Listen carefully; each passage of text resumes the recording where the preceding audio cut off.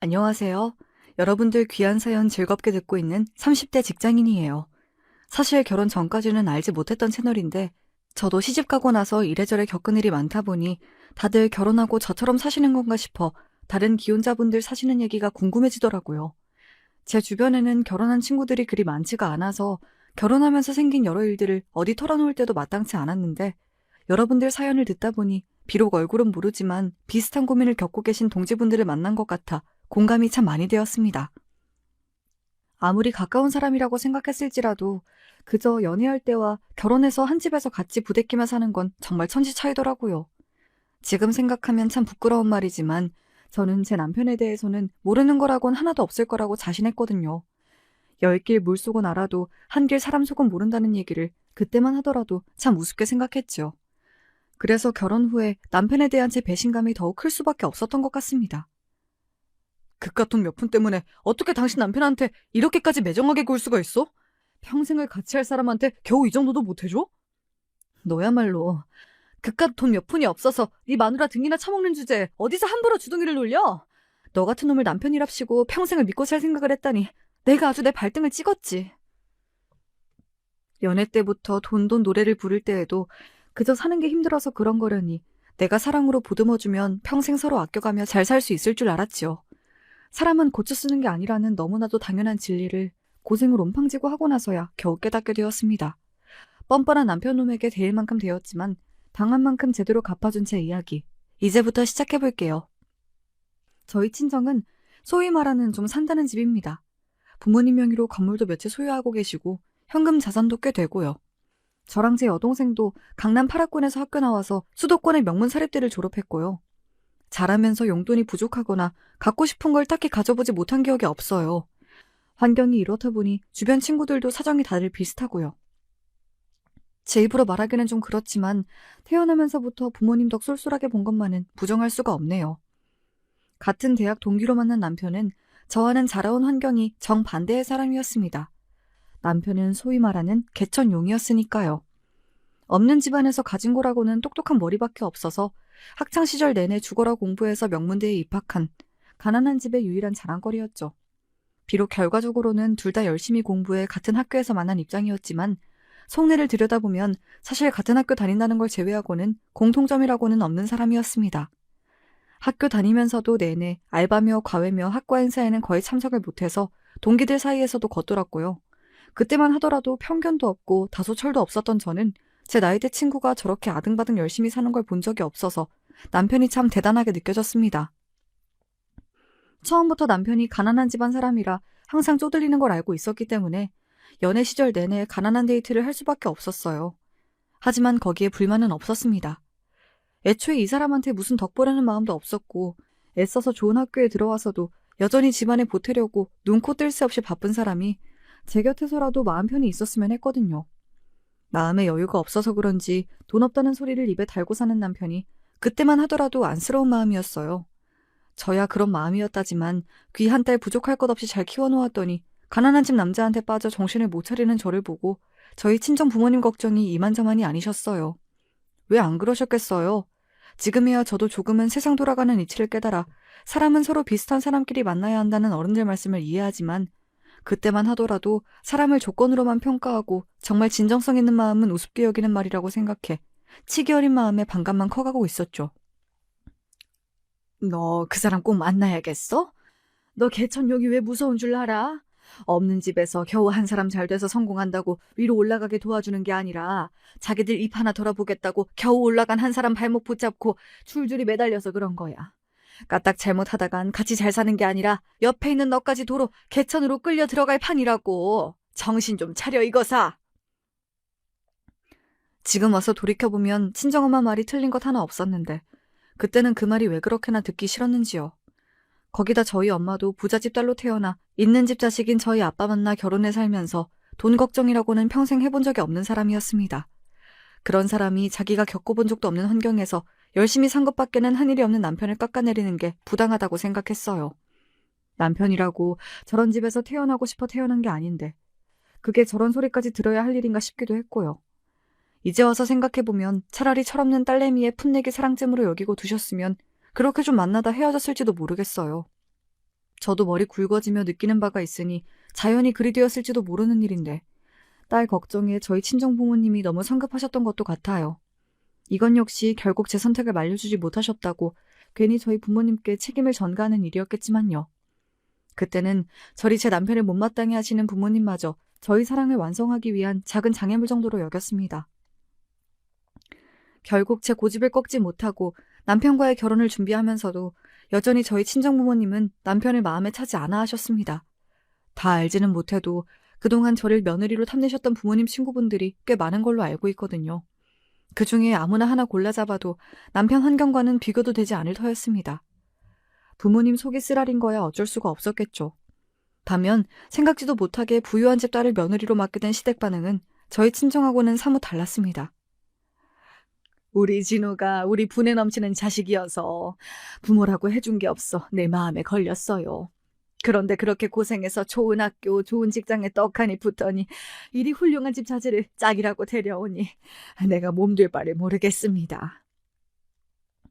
시아버지 되실 분은 남편 고등학교 때 돌아가셨다고 이미 들은 바가 있었고 홀로 남은 시어머니께서 제게 송구하다는 듯 연신 고개를 조아리셨습니다. 괜히 형편에 맞지 않는 부잣집 딸이라고 대놓고 불편해하는 것보다야 그 편이 나을지도 모르겠으나 사실 처음 만날 때부터 시어머니에 대한 감정이 썩 좋지만은 않았습니다. 남편이 대학 다니는 내내 자기 가족 부양하겠다고 얼마나 고생을 했는지 옆에서 지켜봐온 세월이 있으니까요. 남편 말로는 2살 터울의 여동생이 하나 있었고 시아버지께서 돌아가신 이후로는 남편이 시댁의 실질적 가장으로서 생계를 책임지고 있었습니다. 하지만 그래봤자 당시 남편도 고작 고등학생이었어요. 남편 말로는 어머니가 몸이 약하셔서 일 다니기가 힘들어 그랬다고는 하지만 막상 직접 만나 뵙게 된 시어머니가 그렇게 특출나게 몸이 약하신 것 같지도 않았습니다.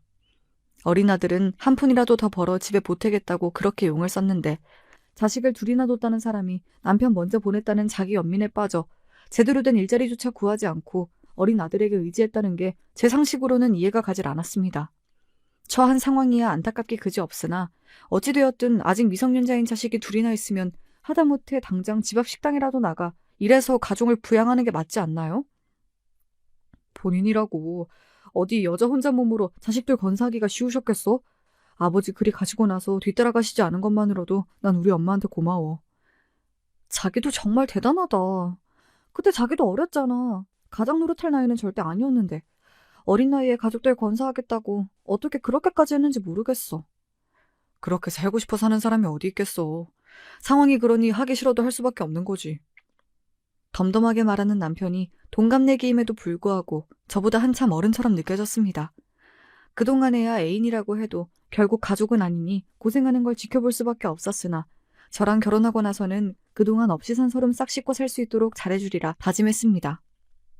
남편도 저도 대학 졸업 후에 대기업에 입사해 일을 하고 있었으나 결혼할 때 남편 수중에 있는 돈이라고는 한 푼도 없었어요.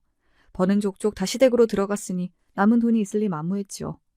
저희 부모님 입장에서야 복장이 터질 상황이었으나 부모님 품에서 안락하게 자라기만 해서 돈 무서운 줄이라고는 몰랐던 제 입장에서는 남편이 부족하더라도 내가 가진 게 많으니 문제될 게 뭐냐는 생각이었어요. 사위를 그렇게나 마음에 들어하지 않으셨으면서도 딸 자식 고생시키기는 싫으셨던 부모님께서 결국 저희 신혼집을 전액 부담해 주셨습니다. 결혼하고 처음으로 시댁 식구들을 저희 신혼집으로 초대해 집들이했던 날의 기억이 지금도 선명하게 떠오르네요.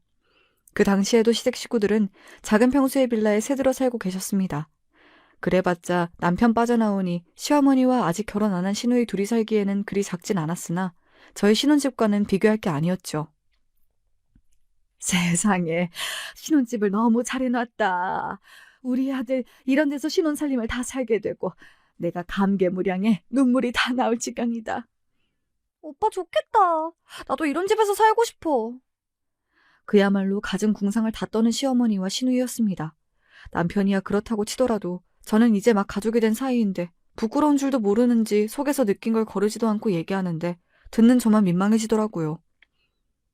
남는 방도 많네. 이 방 그냥 놀리기 아깝지 않아요? 시누이는 아예 저희 집에 놀러 앉고 싶은 기색을 감추지도 않더라고요. 하지만 어림도 없는 일이죠. 남편이야 제가 선택한 사람이니 제가 평생 안고 가는 게 당연하다고 생각했지만 그렇다고 해서 시댁 식구들까지 업고 살 생각은 추호도 없었으니까요. 시어머니와 마찬가지로 시누이도 고등학교 졸업해서 전문대 다니면서도 제 오빠한테 따박따박 용돈 타 쓴 걸로 알고 있다 보니 곱게 보이지 않았습니다. 제 오빠 그렇게 고생하는 꼴을 보면서 어떻게 저렇게 철딱서니가 없나 싶었어요. 공부도 지지리도 못해서 원래 같았으면 전문대도 언감생심이었는데 그래도 뭐라도 배워놔야 사람 구실한다며 제 오빠가 죽을 똥 살 똥 뒷바라지에서 보낸 게 변두리 전문대였어요. 한마디로 제 남편 등골 빼먹는 걸 아주 당연하게 생각하는 시누이였으니 제 눈에 예뻐 보일 턱이 없었죠. 설사 제가 시누이를 저희 신혼집에 데리고 살 용의가 있다고 하더라도 저희 친정 부모님 들으시면 그야말로 입에 개거품 물고 쓰러질 소리였습니다. 쥐뿔도 없는 사위한테 신혼집까지 해줬는데 골칫덩이 시누이까지 데리고 산다고 하면 누구라도 그렇지 않겠습니까? 결혼하면서 제 딴에는 이래저래 저희 친정 부모님께 서운한 점이 많았다곤 하나 그렇다고 해서 제가 기본적인 도리까지 잊은 건 아니었습니다. 그렇기에 어떻게든 비벼보려는 시누이를 아주 단칼에 잘라냈습니다. 결혼해서 새 가정 이루었으면 부모님으로부터 정서적으로든 경제적으로든 자립하는 게 당연하죠. 저희 부부 인생은 저희 부부끼리 꾸릴 거니 그런 걱정은 안 하셔도 돼요. 대본에 시누이 주둥이가 툭 튀어나왔으나 애초에 시누이 마음에 들겠다고 살살거릴 생각은 눈꼽만치도 없었습니다. 결혼할 때 해온 걸 생각하면 눈치를 봐도 시댁 쪽에서 저한테 눈치를 볼 일이지 그동안 제 남편 등골 빼먹을 만큼 빼먹은 시댁에 눈치 볼 이유가 없었으니까요. 하지만 남편 생각은 좀 달랐던 모양입니다. 여보, 아까 진이가 철없이 말하긴 했지만 제 딴에는 이렇게 좋은 집에서 살아본 적이 없어서 한 얘기인데 그렇게까지 말할 건 없었잖아. 걔도 어릴 때 아버지 잃고 불쌍한 애야. 당신한텐 당신 여동생이 애틋하고 가여울지 몰라도 나한텐 내 남편이 제일 가엽고 불쌍해. 사실 고생이야. 당신 혼자 전부 다 했지. 어머님이나 아가씨야 당신 그늘 밑에서 편하게 지낸 것도 사실이잖아. 이제 아가씨도 어린애 아니야. 자기 앞가림 자기가 해야지. 그리고 아까 방이 나무니 어쩌니 하는 건 나한테 정말 실례되는 말이야. 가만 보면 자기 동생은 그렇게 애틋해하면서 나 속상할 건 생각 안 해줘? 나야말로 그렇게 말하면 정말로 서운해. 결혼 전까지는 그래도 내 가족이 아니니 불만이 있어도 남편에게 직설적으로 얘기한 적이 한 번도 없었어요. 하지만 이제는 좋든 싫든 평생을 얼굴 보고 살아야 할 팔자인데 초장에 제대로 말해두지 않으면 두고두고 문제가 되지 싶어서 전에 없이 세게 말했습니다. 그러자 남편이 그제야 아차 싶은 것 같았어요. 아니, 내가 편가르자고 한 말은 아니고 내 눈에는 아직도 어린애로만 보여서 내가 실수했어. 미안해. 남편 사과를 받고 넘어가긴 했지만 솔직히 서운한 마음이 들었습니다. 물론 시어머니와 시누이가 그동안 남편의 평생 가족이었으나 결혼을 했으면 당연히 배우자가 먼저여야 하는 거 아니에요? 저는 그런 마음가짐으로 한 결혼인데 아직 남편에게는 제가 가장 가까운 가족이 아닌 건가 싶기도 했어요. 그 후로도 시댁 때문에 골머리 아플 일들은 잔잔한 일부터 굵직한 일들까지 꽤 빈번하게 일어났습니다. 이상하게도 저희 부부한테 경제적 지원을 아끼지 않은 저희 친정 부모님들은 저희 연락을 따로 바라거나 신경 쓰일 만한 일들을 만드는 일이 없으셨는데 막상 해준 것 하나 없는 시댁에서 저한테 자식 노릇을 은근히 바라시더라고요. 특히나 저희 친정 부모님이 누리고 사는 것에 각별히 관심이 많은 시어머니셨습니다. 진호에게 들으니 사돈내외께서 또 해외여행을 나가셨다면서? 나는 아직 한 번도 비행기 타본 적이 없는데 사돈께서는 참 복이 많으신 분들이시다. 외국까지 나가서 좋은 거 보고 생전 안 먹어본 거 먹어보면 얼마나 재미지실까? 굳이 저 일하는데 통화하셔서 저런 말씀을 늘어놓는 게 단순히 사돈 안부를 묻는 게 아니라는 것쯤은 5살짜리 어린애도 눈치챘을 겁니다. 그러니까 본인은 한 번도 간 적 없는 해외여행을 분기마다 가는 너희 친정 부모님 보면서 뭐 느끼는 거 없냐 그 소리겠죠. 하지만 저희 친정 부모님 여행을 저희 부부가 보내드린 것도 아니고 본인들 돈으로 가신 건데 뭐 어쩌라고 싶었습니다. 그동안 아들이 벌어다 준 돈으로 호의호식하면서 아들 장가갈 때 돈 한 푼 안 보태줘 놓고 며느리한테 해외여행까지 바라는 시어머니라니. 남편하고 결혼해서 엮이지 않았더라면 정말 상종도 하기 싫은 부류의 사람이었습니다. 저 같으면 자기 아들한테 미안해서라도 언감생심 며느리한테 이런 소리는 꿈도 못 꿀 것 같은데 정말로 저랑은 사고방식이 다른 부류의 사람이었습니다. 그제야 친정엄마가 결혼 전에 했던 말이 이런 맥락에서 하신 말씀이었나 어렴풋이 이해가 가기 시작했죠. 저희 부모님께서 그동안 성실히 일하셔서 인생을 즐기시는 것 같아 저도 자식된 입장으로 참 감사할 따름이죠. 자식이 되어서 항상 사는 형편이 부족해서 여행도 못 보내드려서 죄송스럽기도 하고요. 아예 제가 먼저 선수를 쳐버렸습니다. 우리 부모님도 우리 돈으로 여행 보내드린 것 아니니 시어머니가 더 할 소리도 없겠죠. 사실 첫 문장은 시어머니가 듣고 느끼는 게 좀 있으라고 일부러 한 소리였어요. 결혼하기 전만큼은 아니었지만 남편은 여전히 월급의 일부를 시댁 생활비로 매달 붙이고 있었습니다. 이제 시누이도 취직을 해서 돈을 벌고 있었지만 그래도 그동안 남편이 시댁 경제의 기둥이었다 보니 부족한 부분이야 있었겠죠. 그런데 아들 장가 보내고 나서도 여전히 일할 생각이라고는 쥐똥만큼도 없는 시어머니였습니다. 그저 꼬질 빨대가 아들에서 딸로 바뀐 것뿐이었죠. 저희 부모님 같으면 상상도 할 수 없는 일이었기에 저런 사람을 어머니라고 떠받들고 사는 남편이 안타까울 따름이었습니다. 사실 시댁에 생활비 붙이는 문제로도 남편과 갈등이 많았어요. 그동안 그만큼 했으면 됐지. 이제 결혼해서 가정도 있는데 그만큼이나 시댁에 보내는 게 맞다고 생각해? 자기 입장에서 불만스러울 수는 있다고 생각해. 하지만 엄마가 따로 일도 안 하시는데 진이 버는 것만으로는 부족한 것도 사실이잖아. 우리 이 돈 없다고 굶어 죽는 것도 아니고 자기가 조금만 봐주면 안 될까? 봐주는 것도 어디 하루 이틀이어야지. 그리고 어머님도 정말 해도 해도 너무 하시는 거 아니야? 자기 자식들 고생하는 거 뻔히 보면서 어떻게 지금껏 한 푼도 보실 생각을 안 하셔? 일도 해본 사람이 해보는 거지. 지금껏 나가서 일해본 적도 없으신 양반이 나이 다 들어 이제 와서 무슨 일을 할 수 있겠어. 세상에 돈 버는 거 쉬운 사람은 아무도 없어. 내가 보기엔 당신도 어머님이랑 아가씨 다리 뻗고 누울 자리 만들어준 것도 있어. 제가 아무리 화를 내고 잔소리를 해도 결과는 똑같았어요.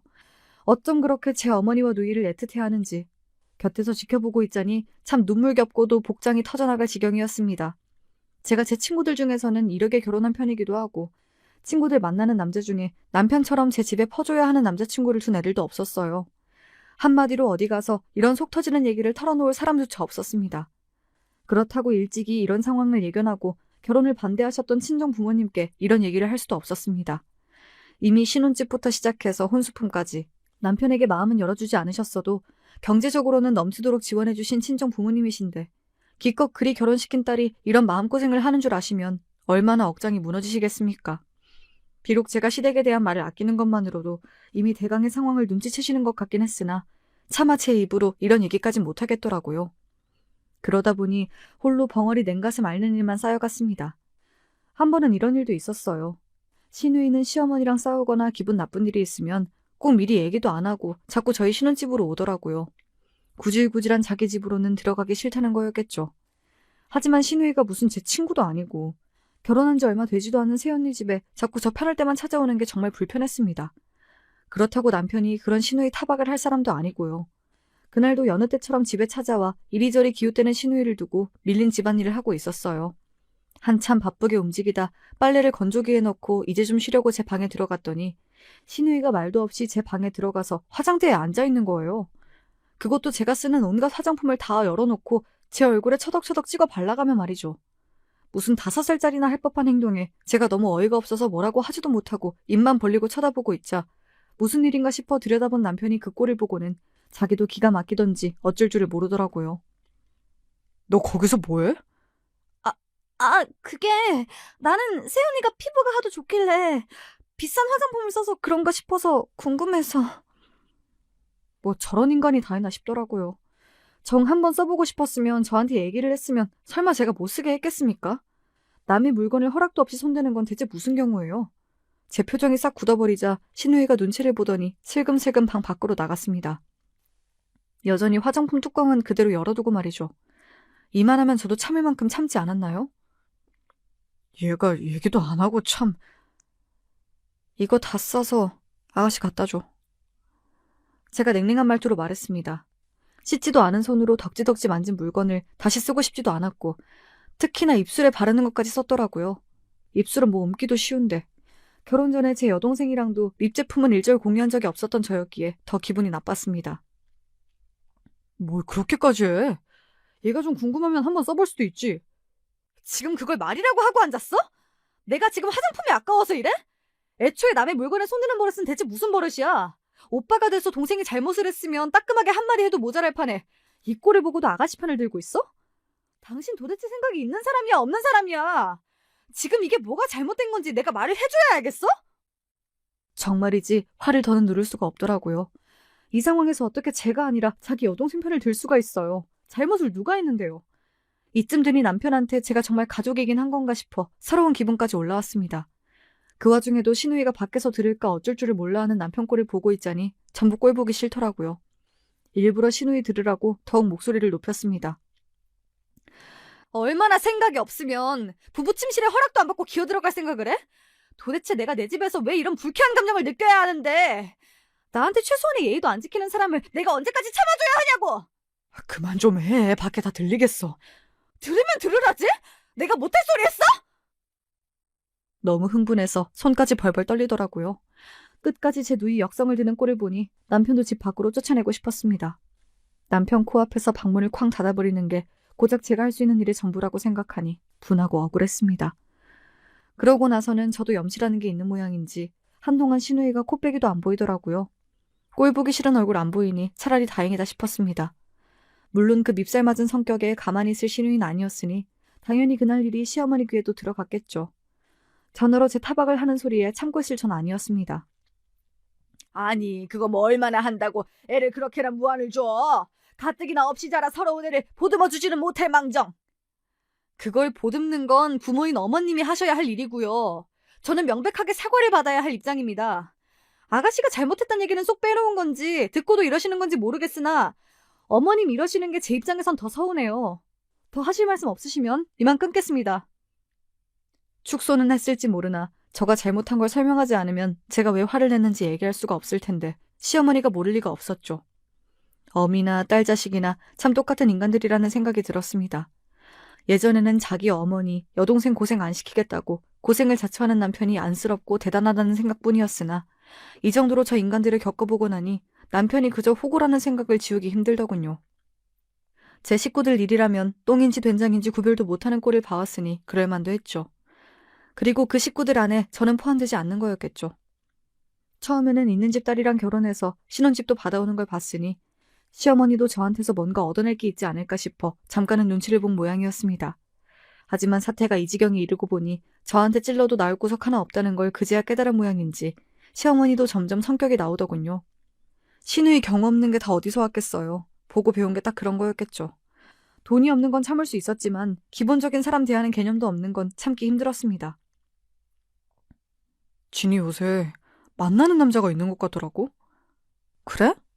신우이의 연애 소식을 전하는 남편 말에 딱히 대꾸할 말이 없었습니다. 제 눈치를 보느라 방문이 뜸한가 싶었더니 자기 연애하기 바빠서 그런 거였구나 싶었죠. 뭐 예쁜 신우이라고 연애를 하든 말든 관심이 생겼었겠어요. 그 일로 결혼하고 남편과도 가장 크게 다툰 후였기 때문에 남편과의 사이도 다소 서먹해졌습니다. 하지만 이번에는 제가 먼저 굽힐 생각은 전혀 없었습니다. 사실 이 결혼 자체가 제가 항상 져줬기 때문에 성사될 수 있었던 일이었으니까요. 그러면 안 된다는 거였다는 걸 그 즈음에는 깨닫고 있었으나 이미 일은 치러졌으니 늦어도 너무 늦었다 싶었습니다. 저 진상시댁에게 목줄을 잡힌 남편과 평생을 살려면 이제 저 인간이라도 정신을 차리게 해야 한다고 생각했습니다. 남편까지는 어떻게 제 업이다 생각하고 짊어지고 산다고 할지라도 시어머니와 시누이까지는 정말 봐주기 힘들었으니까요. 그러려면 남편이 시댁으로부터 정서적으로 독립하는 것 외에는 방법이 없었습니다. 시누이가 불쑥불쑥 찾아오는 일이 줄어들다 보니 제 사람들을 초대하기도 좀 편해지더라고요. 마음에 차지 않는 사위와 결혼하고 나서는 아무래도 결혼 전보다는 친정 식구들과 사이가 소원해진 탓에 정작 제 친동생은 그때까지 집에 초대를 못하고 있었거든요. 물론 일부러 못 오게 한 건 아니고 저도 직장을 다니지만 제 동생은 대기업 연구직이라서 저보다도 훨씬 바쁘기도 했습니다. 그 와중에 시누이까지 들락거리니 집에 놀러오라는 말 한마디 하기도 쉽지가 않더라고요. 얄미운 남의 동생은 제 집처럼 들락거렸는데 정작 내 동생은 한 번에 못 불렀다고 생각하니 나도 참 형편없는 언니다 싶었습니다. 그래서 하루 날 잡고 작정하고 동생 좋아하는 걸 잔뜩 해서 동생을 초대했어요. 그래도 못난 언니 생각해서 저 좋아하는 디저트를 잔뜩 사들고 들어오는 동생을 보니 자연스럽게 항상 빈손으로 쳐들어와 저희 집 냉장고를 축내던 시누이와 비교가 안 되려야 안 될 수가 없더라고요. 그렇게 오랜만에 보는 동생과 기분 좋게 회포를 풀고 있는데 시누이한테서 갑자기 전화가 왔습니다. 좋은 기분을 망칠 것 같은 불길한 예감에 저도 모르게 인상이 찌푸려졌습니다. 언니, 지금 사돈처녀 집에 와 있다면서요? 그런데요? 오빠가 그래요? 나 지금 언니네 좀 가도 되나?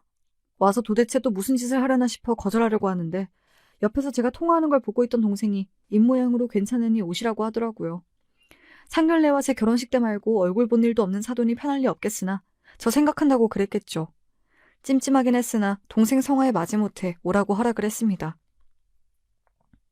그렇게 간만에 저희 집에 온 시누이는 집에 들어오자마자 제 동생을 훑어보기에 여념이 없었습니다. 같은 사돈 처지에 조심하는 건 제 동생뿐이었어요. 제 동생이 무슨 동물원 원숭이도 아닌데 머리부터 발끝까지 제 동생 입은 것 두른 것을 하나하나 뜯어보면서 특유의 경 없는 소리를 쏟아내는 시누이였습니다. 역시 부잣집 딸이라서 그런가. 사돈은 뭐 하나 명품 아닌 게 없네요. 이래서 사람이 돈이 있고 봐야 해. 난 시집 갈 때나 이런 거 한번 둘러볼까? 집에서 이런 거 다 해주는 인생은 어떤 기분일까? 친하지도 않은 사이에 보자마자 쏟아지는 무례한 말들에 동생이 당황해서 되려 제 눈치를 보더라고요. 저야 시누이 저런 꼴에 이골이 나 있다고 하지만 제 동생은 거의 처음 제대로 대화해보는 거라고 해도 과언이 아니었습니다. 듣는 제 얼굴이 화끈거리는데도 창피한 줄도 모르는 시누이였습니다. 게다가 누굴 철딱서니 없이 집안 돈만 축내는 사람 취급입니까? 아가씨, 얘는 고등학교 졸업한 이후로 집에 손 벌린 적 없어요. 공부도 나보다 훨씬 잘해서 대학 내내 장학금 받고 다녔고 연봉도 나보다 훨씬 세요. 얘 지금 입고 두른 거 다 자기가 일해서 자기 능력으로 벌어서 이만큼 하고 다니는 거예요. 잘 알지도 못하면서 집에서 다 받았다느니 그런 소리는 대체 왜 하는 거예요? 옆에서 제 동생이 그만하라고 제 손을 붙들고 말리는 데에도 할 말은 해야겠더라고요. 오히려 자기 오빠한테 기생하면서 그동안 편의상권 자기가 더하지 않았습니까? 뭐 눈에는 뭐만 보인다고 어디서 남의 귀한 동생을 자기랑 동급으로 취급하고 있습니까? 제 말에 시누이 주둥이가 또 삐죽 튀어나오더군요. 아니, 나는 나랑 동갑이라는데 나랑 하고 다니는 게 너무 다르니까 부러운 마음이 들어서 그랬죠. 집도 산다고 하니 당연히 집에서 해줬겠거니 할 수도 있는 거지 뭐. 나한테면 몰라도 내 동생은 아가씨도 초면이나 마찬가지잖아요. 얘가 갑자기 그런 소리 듣고 있자니 얼마나 당황스럽겠어요. 그래요. 내가 말 실수했네요. 미안해요, 사돈. 아니에요. 괜찮아요. 언니도 그만해. 나 정말 괜찮아. 오랜만에 본 동생이 반가워 좋아진 기분이 그만큼 더 밑으로 가라앉았습니다. 언니가 이런 꼴 보며 살고 있다는 걸 눈으로 확인했으니 동생이 얼마나 심란했겠습니까? 결국 친정 부모님의 염려가 현실이 되고 말았습니다. 그날 밤에는 속상해서 정말 잠이 안 오더라고요. 동생이 입이 무겁긴 했으나 언니 걱정에 결국은 그날의 일도 친정 부모님 귀에 들어가게 되겠죠. 그렇게 자기는 다르다느니 잘난 척을 있는 대로 해가며 없는 집구석에 시집을 갔는데 신혼집이며 혼수며 바리바리 해주셨는데도 제대로 된 대접도 못 받고 살고 있는 걸 전해 들으실 친정 부모님을 생각하니 너무 속이 상했습니다. 불효녀도 이런 불효녀가 다 있을까요? 옆에서 세상 편하게 자고 있는 남편 코를 비틀어버리고 싶었습니다.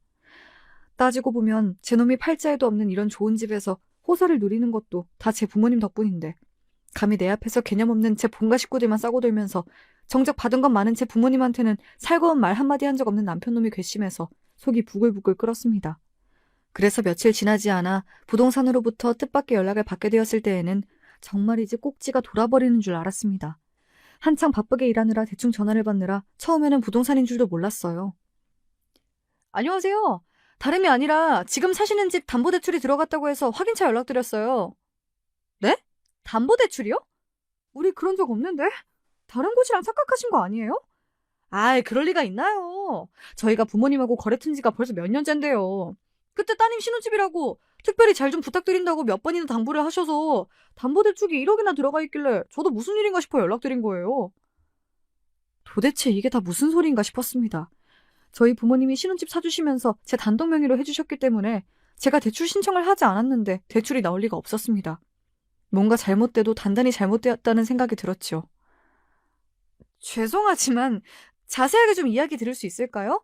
제가 지금 아예 처음 듣는 소리라서 너무 당황스럽네요. 따님 본인이 신청하신 게 아니시라면 혹시 남편분이 신청하신 건 아닐까요? 간혹가다 배우자 명의로 된 부동산을 상의 없이 처리하는 경우도 있어서요. 저는 서류 확인하다가 알게 된 거고 사실 주택담보대출은 은행이랑 거래하는 거라서 저도 자세한 내용은 몰라서요. 혹시나 싶어 연락을 드린 건데 모르고 계셨나 보네요. 부동산 관계자분 입에서 남편이라는 단어가 나온 순간부터 손이 덜덜 떨렸습니다. 경황이 없는 와중이라 생각이 온전히 정리되진 않았으나 그분 말씀에 일리가 있었으니까요. 설마 제 친정 부모님이 저한테 말씀도 안 하시고 제게 양도하신 저희 신혼집에 대출을 걸 리가 없으셨으니까요. 저희 친정이 겨우 그 정도 돈이 없어서 자식에게 준 집에 담보대출 받을 형편이 아니잖아요. 그럼 남은 게 누구겠습니까? 제 집에 살면서 제 명의나 인감에 손댈 수 있는 유일한 사람인 남편 아니겠습니까? 머리로는 그렇게 정리가 되면서도 설마 그 인간이 나한테 그런 짓까지 할까 싶어 심장이 불안하게 쿵쿵댔습니다. 하던 일을 내버려두고 자리를 박차고 나가면서 남편에게 전화를 걸었습니다. 근무 시간이라 그런가 한참 연결이 안 되어도 아랑곳하지 않고 계속해서 전화를 걸자 마침내 남편과 통화 연결에 성공했습니다. 일하는 거 뻔히 알면서 이 시간에 무슨 일이야? 당신 내 집에 주택담보대출 받았어? 남편이 대꾸를 안 하더라고요. 하지만 그 침묵이 제겐 대답이나 다름없었습니다. 지금은 근무 시간이잖아. 집에 가서 얘기해. 제가 미처 답하기도 전에 전화가 뚝 끊어졌어요. 감히 나한테 이따위 짓을 해놓고도 제멋대로 전화를 끄는 남편에 대한 분노로 머리가 터질 것 같았습니다. 남편은 퇴근 이후를 말했으나 부동산 전화를 받은 순간부터 제 머릿속에는 그 일 외에 아무것도 입력이 되질 않았습니다. 결국 조퇴하고 집으로 가는 길에 친정 엄마한테서 전화가 왔어요. 부동산에서 소식 들었니? 입이 10개라도 엄마한테 할 말이 없어서 차마 입도 못 대고 있자 엄마가 그러시더군요. 오늘 가서 잘 한번 얘기해봐. 당황했다고 할 말 못하고 그러지 말고 생각 정리 잘해서. 마치 제 마음을 읽은 듯 말씀하시는 엄마였어요. 아무리 한동안 사이가 소원했다 한들 저를 세상에서 가장 잘 아는 사람이 바로 엄마셨죠. 엄마 목소리를 들으니 대출 문제로 놀란 가슴에 그동안 시댁 때문에 했던 마음고생까지 한꺼번에 쏟아지는 것 같아 그만 울컥했습니다. 하지만 아직 할 일이 많이 남아있었죠. 엄마의 한마디에 흥분한 마음을 가라앉히고 제가 해야 할 일들에 대해서 차가운 마음으로 다시 한번 생각해 보았습니다.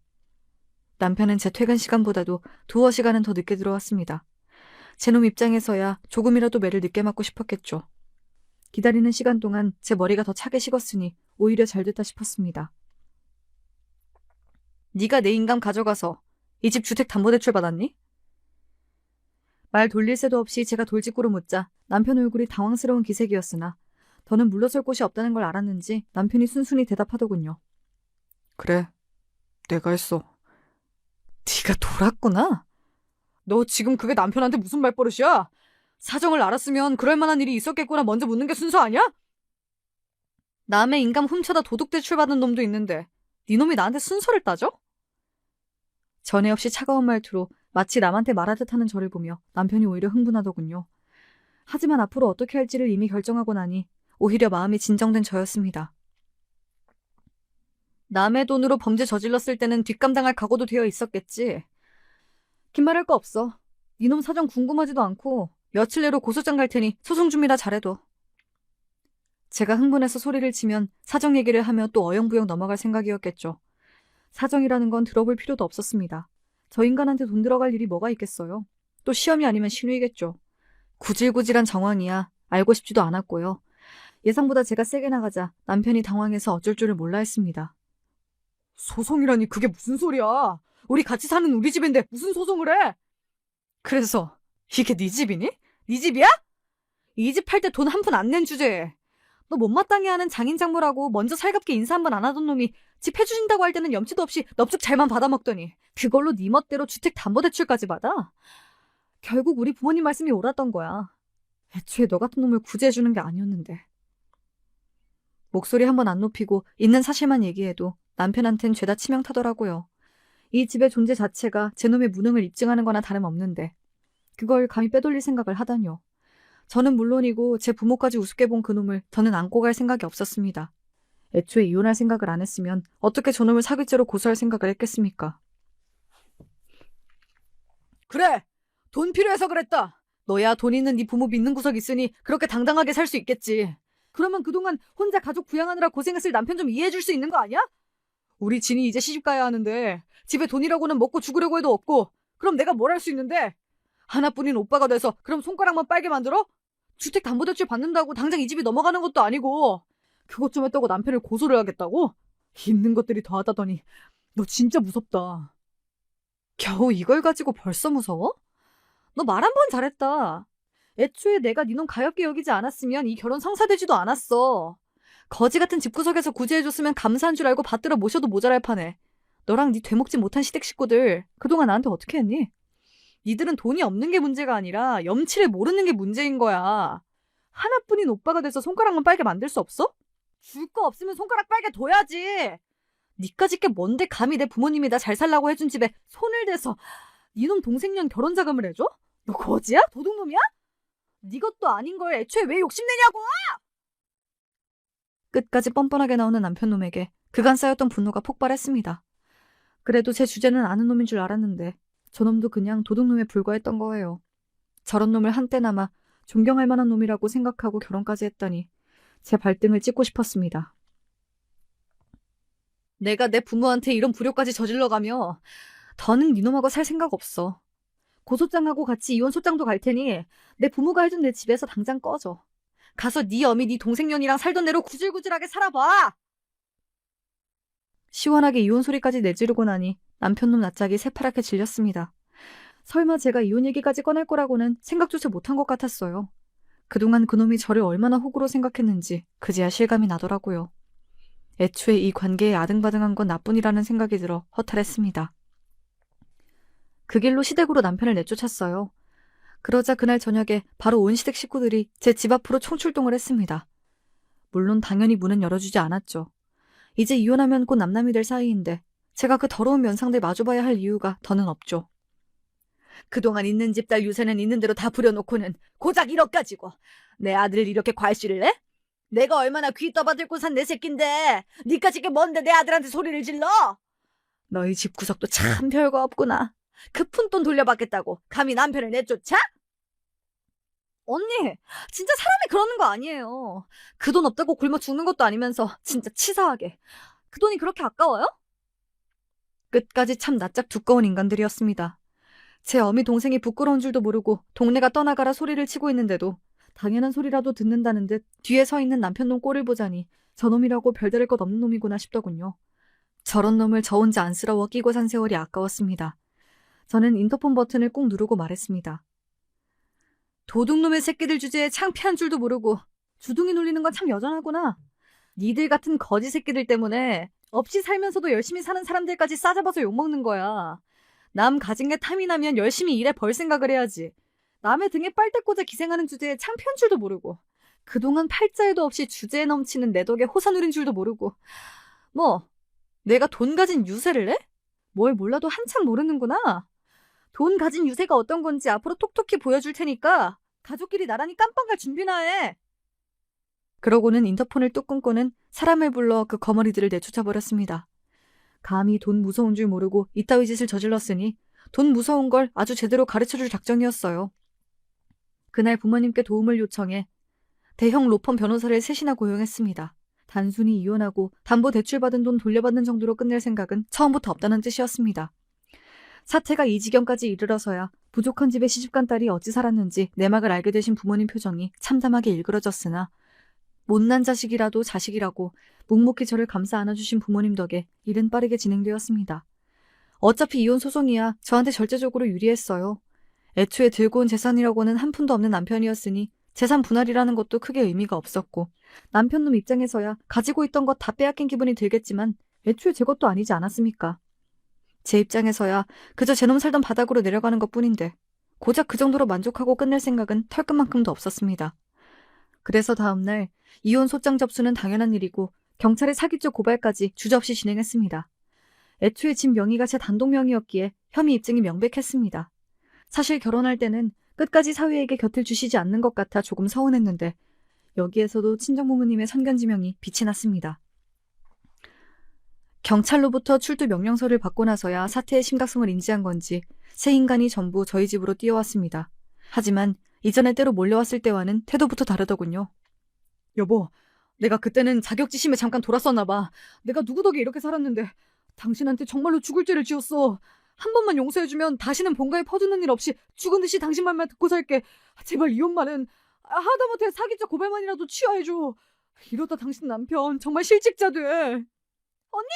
내가 잘못했어요. 내가 언강생심, 돈 욕심이 들어서 정말 잘못했어요. 언니 돈도 다 돌려주고 하라는 건 다 할게. 나 이러다 파혼당하고 감옥까지 가면 정말 못 살아. 나 좀 살려줘요, 언니. 아가, 내가 저번엔 너무 흥분해서 별소리를 다 했지? 늙은이가 경황 없는 와중에 한 소리니 그냥 미친 소리다 치부하고 한 번만 봐주면 안 되겠니? 그래도 우리가 가족으로 산 시간이 있는데 어떻게 이렇게까지 척을 지을 수가 있어? 네가 하라면 앞으로 나랑 얘랑 너희 부부 앞에 다시는 안 나타날 테니 제발 우리 아들만이라도 좀 받아줘. 그 난리를 치며 기세 등등하더니 고작 경찰 고발 하루 만에 꼬리를 말고 개처럼 비는 꼴들을 보니 속이 좀 시원해지는 것도 같더군요. 하지만 이제 시작이었습니다. 죄 지었으면 벌 받아야죠. 더는 답도 없는 쓰레기라서 내버렸는데 그걸 내가 왜 다시 걷어가요? 언제 또 내 뒤통수를 칠 줄 알고?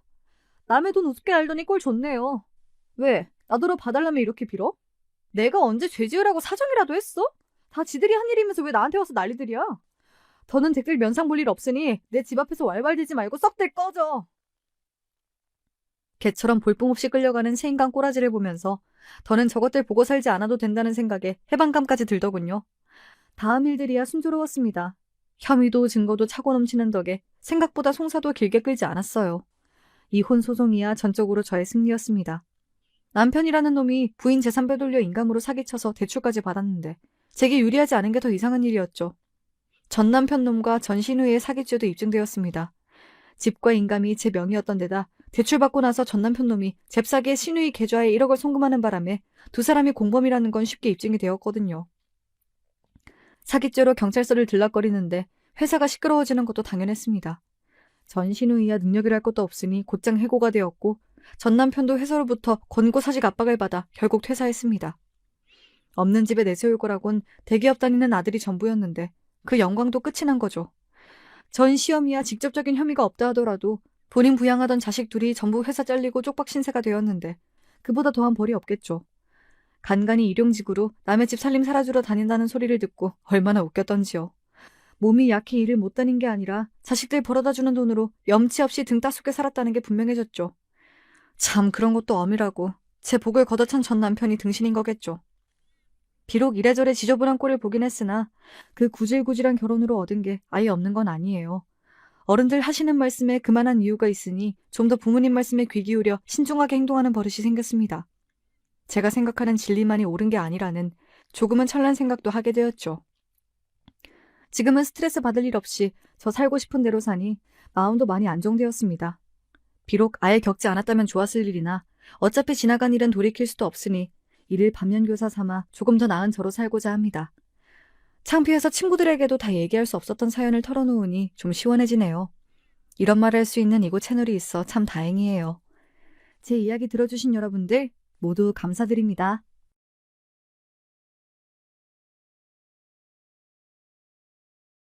안녕하세요. 전 인생에서 가장 평화로운 시간을 보내고 있는 중년 여자입니다. 이 채널을 좀 더 일찍 알았다면 좋았을 것 같다는 생각을 할 정도로 제가 열혈 애독자인데요.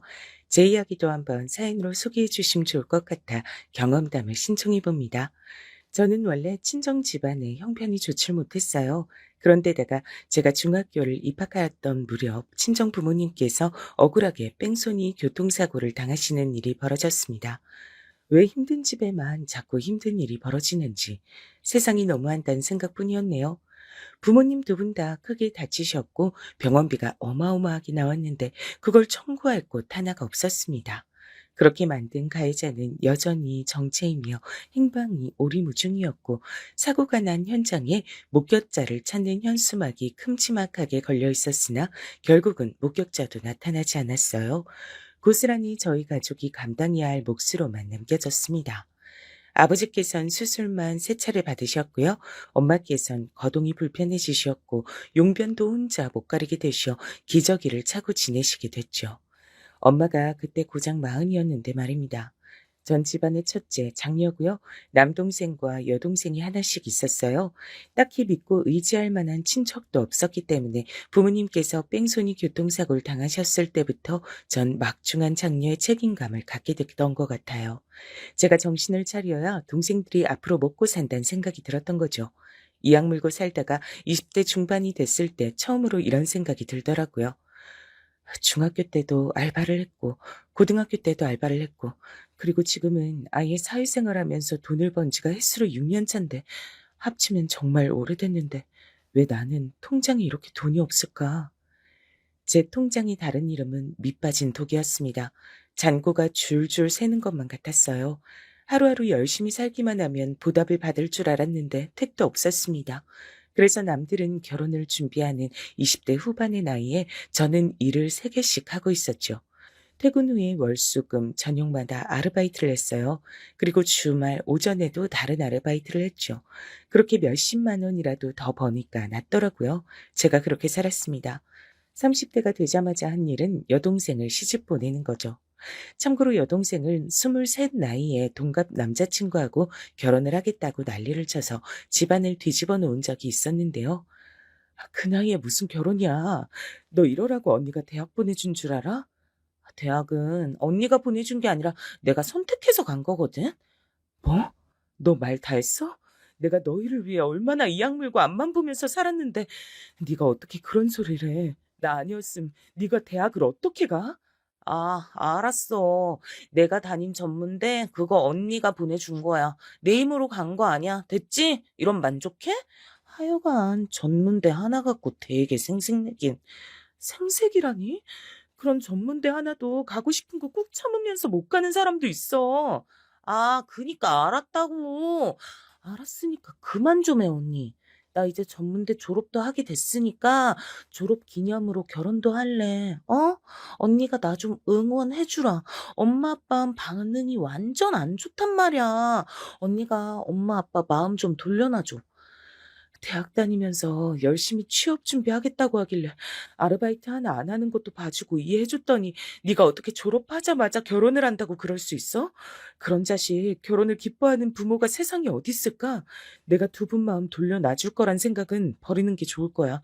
난 너 절대로 안 도와줄 거니까. 뭐? 언니 진짜 실망이다. 내가 먼저 결혼해서 행복한 가정 꾸리고 잘 살까 봐 그게 질투나서 이러는 거지? 진짜 속 엄청 좁네. 그때 여동생 때문에 제가 얼마나 머리 싸매고 두통에 시달리면서 힘들었던지 몰라요. 여동생이 철없게 저한테 얼마나 비수를 날리든 말든 상관없으니 제발 그 이상한 결혼만 하지 않게 해달라고 기도를 간절하게 했었습니다. 나이만 먹고 몸만 자랐지 생각하는 게 어렸던 여동생은 제가 결혼을 반대하는 걸 두고 단단히 삐져서 저와 절연하겠다고 그랬었어요. 평생 저를 안 보고 살겠다고 하면서 절 힘들게 만들었습니다. 스트레스가 너무 심해서 밤에 잠자리에 누울 때면 차라리 영원히 눈이 안 떠졌으면 좋겠다고 생각하던 시절이었죠.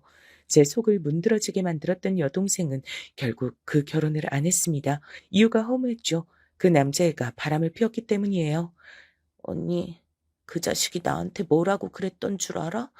나랑 만나면 자기가 하나부터 열까지 다 챙겨줘야 되고 지출도 항상 자기가 더 많이 하니까 부담스럽고 신경이 쓰였는데 다른 기집애 만나니까 그런 부담 적어서 좋고 편하더래. 난 너무 구질하대. 나 같은 가정 환경 여자랑 결혼할 정도로 자긴 자선 사업가가 아니래. 잠깐 미쳐서 나랑 결혼할 생각했던 거래. 울지 마. 고작 그런 이상한 놈 때문에 울긴 왜 울어? 괜찮아. 너 이제 23이야. 지금부터 인생 시작해도 되는 나이인데 그런 소리 듣고 무너질 이유 없어.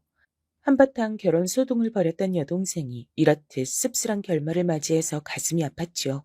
철이 없고 생각이 짧다고 한들 제 여동생이었습니다. 언니인 제가 품지 않으면 누가 품겠나 싶었네요. 여동생을 있는 힘껏 달래면서 시간이 지나면 훨씬 더 나은 결혼 상대가 나타날 거라고 그런 소리를 얼마나 해뒀던지 몰라요. 새끼손가락까지 걸고 약속을 해줬었네요. 23 나이에 그런 황당한 소동을 일으킨 바 있었던 여동생은 몇 년이 지나 또 한 번 결혼하겠다고 큰 소리를 쳤고 이번엔 저도 반대하지 않았던 겁니다. 우리 큰딸이 있으니까 항상 든든해. 결혼 준비든 뭐든 다 맡겨놓으면 그만이니까. 친정엄마께서 그렇게 말씀하셨을 때 저는 숨이 막히는 듯한 느낌이 들었던 것 같아요. 하지만 티를 내진 않았죠. 제 인생이 이렇게 희생하고 헌신하다가 늙어 죽는 것으로 진작 결정된 바였다고 생각하게 된 후였으니까요. 꾹 참았습니다. 여동생은 자기보다 5살 많은, 그래서 저보다도 연상인 남자와 근무차에서 눈이 맞았고 결혼 얘기를 주고받자마자 임신하는 바람에 되도록 서둘러 결혼식을 올려야만 했습니다. 제부는 집안의 원조는 2천만 원 외엔 기대할 수 없는 처지였고 본인이 모은 돈으로 결혼하는 거였는데 4천만 원 남짓이 제부가 모은 재산의 전부였죠. 그래서 결혼시키는데 계산기를 하염없이 두드리느라 제 머리가 터질 뻔했답니다. 그쪽 집안에선 이런 걸 도와주고 참견해줄 인력이 아무도 없었거든요. 아무튼 제가 30대에 들어서서 처음 크게 했던 일이 여동생을 결혼시키는 일이었는데 이듬해 건강한 남자 조카도 태어나서 부모님께서 커다랗게 웃으시는 모습도 보고 좋았어요. 언니, 아이를 낳기만 하면 단 줄 알았는데 키우는 게 너무 힘들어. 애가 잠도 안 자고 자꾸 울고 그리고 자꾸 배가 고프다 그런다? 대체 왜 그러는 걸까? 그리고 대체 뭘 했다고 자꾸만 돈이 들어가는 거야? 누가 우리 집 돈을 훔쳐가기라도 하나 봐.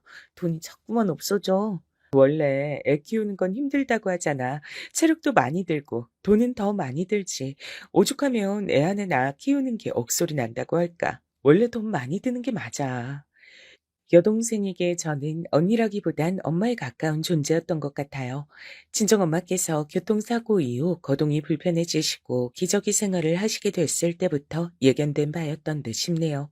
혹시 남동생이나마 일찍 철이 들고 어른스럽게 굴 줄 아는 녀석이었다면 좋았을 것 같은데 애석하게도 남동생은 여동생과는 조금 다른 결을 선보이며 제 속을 문드러지게 하는 녀석이었습니다. 고등학교 때 자퇴를 했어요. 부모님께서 당연히 뒤집어지셔서 결사반대를 하셨고 제가 눈물로 호소까지 했었지만 소용없었습니다. 고등학교 졸업장만큼 의미 없고 쓸모없는 게 세상에 또 있을까? 일단 적성에도 안 맞는 공부를 하느니 내가 좋아하는 걸 찾아 내 성공에 일찍부터 투자하는 편이 훨씬 낫지 않겠어? 우선은 작은 일부터 하면서 돈을 모으는 걸로 시작하면 돼. 남동생이 근거 없는 자신감에 가득 차서 그런 소리를 했을 때 전 절대로 네 생각대로 안 된다며 맞섰습니다. 허무맹랑한 소리라고 제가 분명히 그렇게 일러줬어요. 그러나 남동생은 고집을 꺾지 않았고 결국은 자퇴의 길을 걸으며 제 심장을 벼랑 끝으로 내몰았습니다. 하나뿐인 아들이랍시고 남동생에게 은근한 기대를 걸고 계시던 부모님의 마음을 전 알고 있었기 때문이에요. 그런 기대를 남동생은 다 꺾고 짓밟아 놨죠. 자신만만해하던 모습은 자퇴 이후 겨우 반년도 채 가지 못했습니다. 세상이 얼마나 냉정하고 냉혹한데요. 남동생이 막연히 그리던 멋진 일상은 찾아오질 않죠. 결국 남동생은 괜한 짓으로 시간만 버린 채 자기 친구들이 대학 생활을 할 때 고등학교 검정고시를 쳤습니다. 20대 중반이 되도록 남동생은 뚜렷하게 하고 싶은 것도 잘하는 것도 전혀 없었고요. 진득하게 뭘 붙어서 하지도 못했습니다. 무엇이든 금방 실증을 내곤 했죠. 끈기가 없었습니다. 그래서 전 동생들이 둘 다 그 모양이었던지라 한 번을 쉼없이 일을 했음에도 항상 돈이 없었던 겁니다. 여동생의 출산 이후 아버지께선 제가 아는 한 난생 처음으로 남동생의 뺨을 때리셨습니다. 너는 조카가 태어났는데도 정신을 못 차려? 언제까지 이렇게 살 거야? 애비가 못났다고 해서 네가 똑같이 보고 배우기만 하면 어떡하란 거냐? 너는 네 젊음이, 그 청춘이 아깝지도 않아? 저는 하루하루 잘 지내고 있는데 왜 또 괜히 이러세요? 이젠 하다하다 절 때리는 거예요? 아버진 그냥 제가 마음에 안 드시는 거 아니냐고요?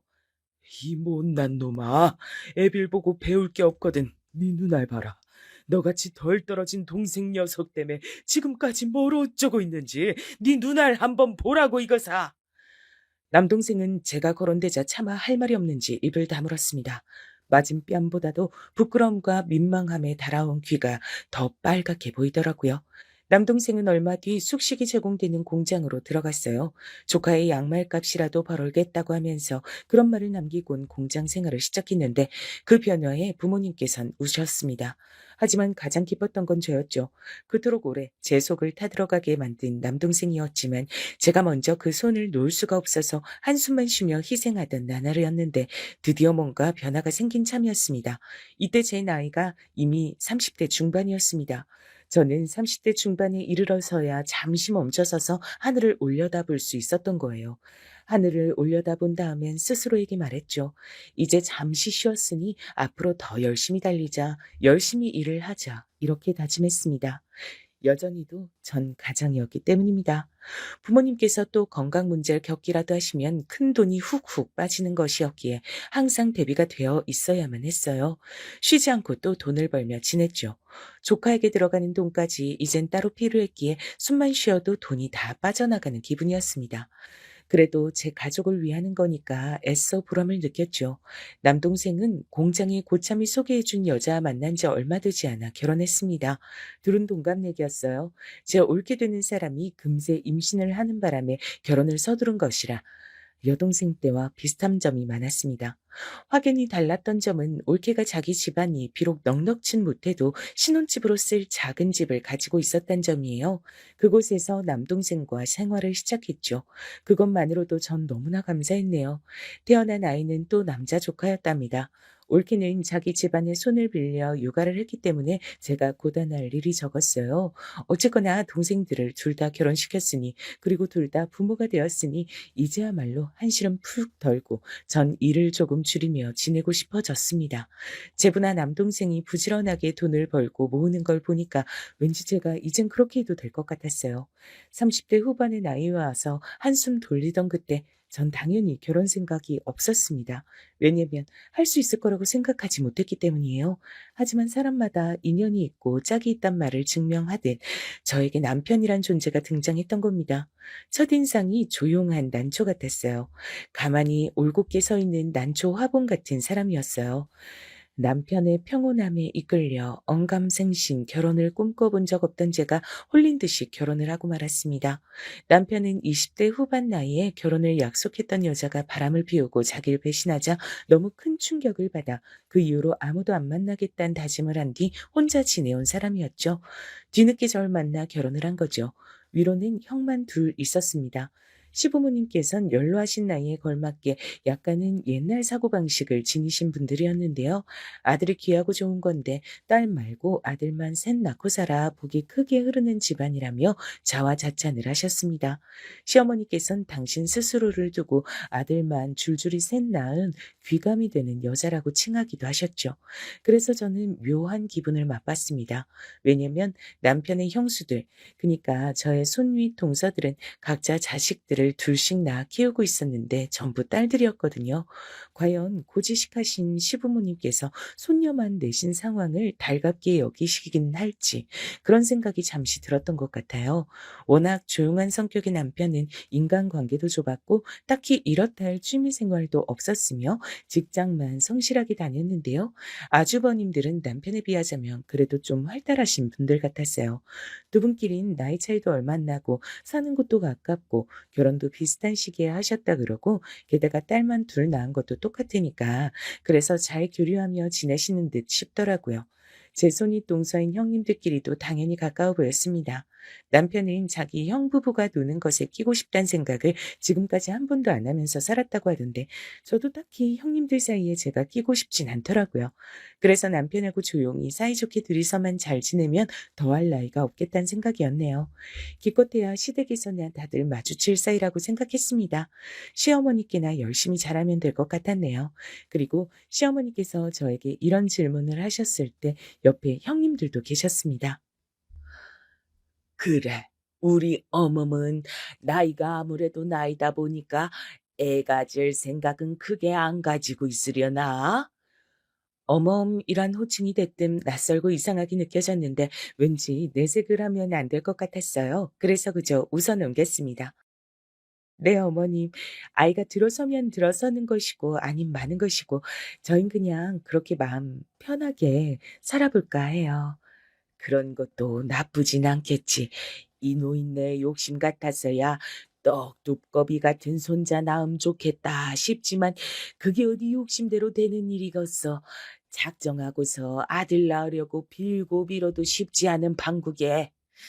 시어머니께서 한숨을 쉬며 그런 말씀을 하셨는데 눈길의 끝에 형님들에게 다 있었어요. 그러자 형님들이 난처한 눈빛을 서로 교환하시는 게 보였습니다. 시어머니께서 커다란 헛기침과 함께 돌아앉으시자 형님들이 저에게 눈치를 보내시더니 밖으로 나가자고 하셨습니다. 시댁 밖으로 나오고 나서야 형님들은 숨통이 트인다는 듯 크게 숨을 내쉬면서 피식 웃어대셨어요.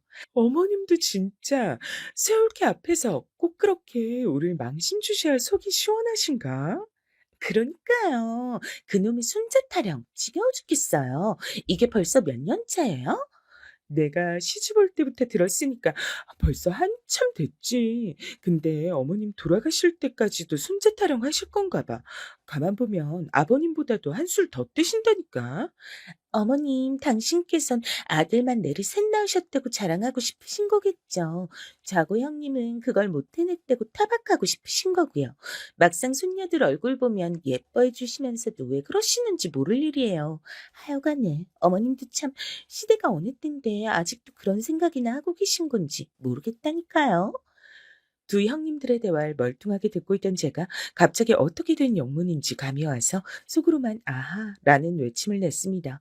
형님들이 내리 딸만 낳아서 시어머니께서 그 점을 가지고 은근슬쩍 눈치를 주며 지내오신 모양이었죠. 형님들은 그게 마음에 안 들어서 속으로 늘 불만을 품어오고 계셨고요. 조용한 남편 하나만 보고 한 결혼이었기에 시댁에 이런 이모저모가 있을 줄은 상상도 못했던 터라 제가 약간은 놀란 기분으로 고개를 끄덕끄덕 하고 있으니까 형님들이 눈길을 줬습니다. 근데 우리 작은 올케엔 어머님이 말씀하신 것처럼 암만 해도 나이 때문에 임신 계획은 없는 거나 마찬가지겠네. 저나 남편이나 딱히 이세에 대한 계획 없이 결혼을 한 것이었어요. 그래서 제가 큰 형님의 말씀에 고개를 순순히 끄덕이려는데 옆에서 작은 형님이 끼어들었습니다. 에이, 형님, 그건 모를 일이죠. 왜냐면 요샌 나이 마흔줄에도 애를 잘 만났잖아요. 여기 올기가 애기 낳고 싶음 얼마든지 노력해서 낳을 수 있지 않을까요? 의지만 있다면 병원도 다니고, 뭐, 의학의 힘을 빌려서 임신 시도해 볼 수도 있는 거고, 뭐, 암튼 그런 거죠. 그러자 큰형님이 저 말이 맞냐고 하는 듯 절 어딘가 추궁하는 눈초리로 쳐다봤어요. 말을 마친 작은 형님도 궁금증 가득한 눈으로 절 쳐다봤고요. 전 동생만 둘 두었고 사실상 엄마 역할을 하면서 살아와서 그런지 몰라도 그 순간 오랜 습관이 발동됐습니다. 아, 저기 형님들, 여기서 이러지 마시고 일단 어디라도 가서 자리에 앉을까요? 따뜻한 차라도 나눠 마시면 기분이 함께 나아질 거예요. 전 여기 근처 지리를 잘 모르니까 두 분이 적당한 카페로 안내를 해주시면 좋겠어요. 그건 바로 일단은 상대를 진정시키고 좋게 좋게 어르고 달래는 것이었답니다. 저는 습관적으로 그러놓고선 속으로 괜히 나만 피곤한 일을 자처했구나 싶었어요. 내심 두 분이 거절을 해주셔도 좋겠다고 생각했지만 서로 시선 교환을 마친 두 분이 동시에 그럴까라고 대답을 해주셔서 별 수 없이 셋이 자리를 옮기게 됐습니다. 바로 그곳에서 제가 친정의 이모저모도 어느 정도 형님들에게 전달하게 됐던 거예요. 이제 시댁으로 엮여서 한 집안 식구가 됐는데 저에 대해 두 분이 너무 아무것도 모르신다고 하니까 제가 차마 얘기를 안 해드릴 수가 없더라고요. 특히 저는 나이는 꽤 찼지만 막내 며느리로 새로 들어온 입장이었으니 두 분의 궁금증을 풀어드릴 의무가 있다고 생각했습니다. 전부 얘기할 필요는 없는 것 같아서 간략하게 줄인 친정 얘기를 전해드렸는데 두 분 다 표정에 당혹감이 스치고 있었어요. 먼저 입을 여신 큰형님의 말씀을 듣고 저도 곧 따라서 당혹스러워졌죠. 작은 울기가 결혼식도 생략하고 식당에서 밥이나 먹고 치우길래 여자 인생이 결혼식이란 행사가 얼마나 중요한데 어쩜 저럴 수 있을까 싶어서 늦은 나이에 결혼하는 게 너무 창피해서 저러나 아님 한 번 다녀왔던 전적이 있어서 이젠 결혼에 시큰둥해서 저러나 내심 궁금했었거든. 네? 아, 아니에요. 창피하다고 생각 안 해봤고 한 번 다녀온 경험도 없어요. 그런 큰 오해를 하고 계셨군요. 오해하는 것도 무리는 아니었지. 왜냐면 작은 서방님이 워낙 입도 무겁고 자기 얘기도 안 하고 겉도는 성격이고 그러다 보니까 그쪽에다 물어볼 수도 없고 아버님 어머님도 딱히 작은 올케에 대해 아는 거 없다 그러시고 그래서 알아서 추측을 하는 수밖에 없었는데 그게 다 틀린 오해였고 사실은 작은 올케가 그저 찢어지게 가난한 집구석이란 이유가 전부였구나. 그렇게 아등바등 치열하게 땀 흘리고 피를 토하고 눈물을 쏟으며 살아왔으니 결혼식이란 것 자체가 호화롭다 못해 사치스럽게 느껴져서 엄두가 안 날 수밖에 없었겠어. 저런 저런 안타까워라. 살면서 당혹감에 눈알이 튀어나갈 뻔한 적은 이때가 처음이었어요. 제 사고뭉치 동생들도 못해낸 건데 큰형님께서 단번에 이뤄내시더라고요. 눈이 튀어나갈 만큼 당황했지만 전 어느 부분을 어떻게 정정해 드려야 할지 난감해서 아무것도 못하고 있었습니다. 피를 토한 적은 없다고 일단은 그렇게 정정부터 해야 하는지 진지하게 고민하고 있을 때 옆에서 커피를 호로록 마신 작은 형님께서 무척 안쓰러운 눈빛을 저에게 보내오셨어요. 나 갑자기 반성된다. 나도 내 친정이 형편 안 좋다고 생각하며 산 사람이거든. 대학 때 친구들 유학 가는데 나만 혼자 못 가고 알바해서 돈 벌고 이러는 게 너무 서러웠어. 근데 그게 우리 올케 같은 사람 입장에서 보면 굉장히 여유로운 생활이었겠구나 싶어서 대학도 못 나오고 부모님하고 동생들 챙기느라 하루도 못 쉬고 우리 올케가 고생을 많이 한 사람이었네. 네. 제가 고생을 좀 하긴 했는데 제 부모님이고 제 동생들이니까 당연히 할 일을 했다고 생각하며 살았어요. 그게 전부예요. 아니야. 그렇게 괜찮다는 듯 포장하지 않아도 돼. 내가 보기에 우리 올케는 전혀 안 괜찮아. 엄청 비참해. 비참하고 슬프고 힘들게 살아온 거야. 객관적으로 보기에 그러니까 일부러 아픔 숨기지 마. 이제 결혼도 했겠다. 자기만의 가정도 꾸렸잖아. 아픔을 마주하고 이전과 다르게 당당한 자세로 살아야지. 그렇군요. 네, 저 생각해서 말씀해 주시는 거니까 고맙습니다. 제 여동생은 철이 없긴 해도 고집 곧대로 말을 뱉고 행동하는 사람이었는데 작은 형님은 다른 유형 같았어요. 왠지 모르게 듣는 사람 입장에서 기분이 나빠진다고나 할까요? 절 아래로 깔보며 비웃는 것 같은 느낌이 들었는데 티를 내봤자 저만 손해일 것 같아 눈치가 없는 척 웃으며 차를 마셨습니다. 그때 큰형님께서 생각이 많은 표정으로 이러시더라고요. 그럼 작은 올케는 임신을 위해 병원에 다니는 건 비용이 비싸니까 생각도 못 하겠네. 병원까지 다닐 일은 아무래도 없을 것 같아요.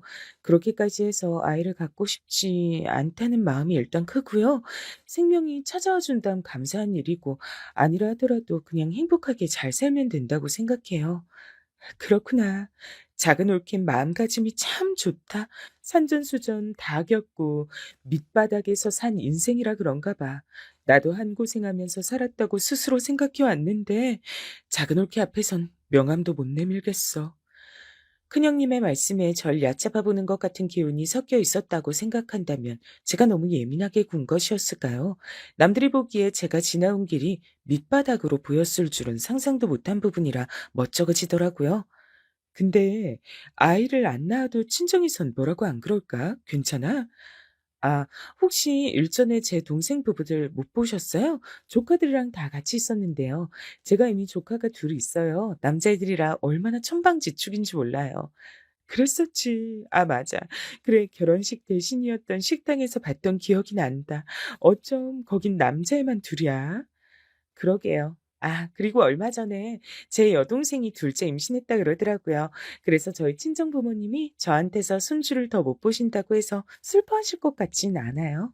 그랬구나. 다행이네. 혹시 작은 올케한테 또 남자 조카가 생기는 건 아닌가 몰라? 큰형님께서 농담식으로 그렇게 말씀하셨을 때 작은 형님의 입술이 삐죽삐죽 거렸던 것 같기도 했어요. 전 암만 해도 두 분 다 아들을 낳지 못하고 내리 딸들만 낳은 것 때문에 적지 않은 아쉬움을 안고 계신다는 인상을 받았습니다. 그날 형님들과 이런저런 대화를 오래 나누었고 집으로 돌아오면서 괜히 너무 많은 소리를 떠들었나 싶어 약간은 후회도 됐죠. 집안 얘기를 나누는 게 상대방과 친해지는데 커다란 도움이 되긴 해도 다른 무엇보다도 나 자신의 약점이 되어 돌아올 수도 있는 부분이었으니까요.